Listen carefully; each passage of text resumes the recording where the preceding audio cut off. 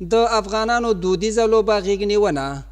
د کندوز ولایت اوسیدونکي په دې ورځو کې په ملي او دودیزو لوبو خپلې خوښي لمانځي او د ودونو په مراسمو کې د موسیقۍ ځای غیږ نیونې او یا د دې ورته نورو دودیزو لوبو نیولی دی. د دې ولایت اوسیدونکي وایي چې په ملي او خصوصي ښادیو کې د دودیزو لوبو ترسروی غوره تفریح رامنځته کوي او د ګناهونو مخه نیسي.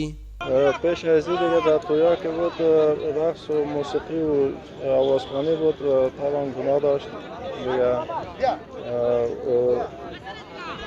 بعد از این دیگه در بخاطر محفل خوشی یا عروسی از هر چیزی که هست ورزش یا مسابقات ورزشی برگزار کنه هم فایده داره هم تشویق برای ورزشکارا میشه. سابقه که بود در تویا سیل و ساز و هر گپا بود مگم از وقتی که امارات اسلامی آمده در تویا در عروسی ها محفل بزکشی پهلوانی صورت میگیره. بل لور ته بیا د دې ولایت د ورزش ریاست چارواکي هم د دغه ولایت د اوسیدونکو له دې کار هرکلی کوي او دا کار د ملي لوبو او د ورزش د ودې لپاره ګټور بولي او په خبره یې په دې کار سره به د غربي او بهرني کلتور د دود مخه هم ونیول شي.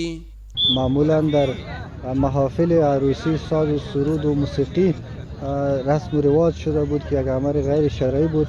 لله الحمد با آمدن امارت اسلامی امروز ما میبینیم که در محافل خوشی هموطنای ما جای او عمل ناروا را پهلوانی گرفته.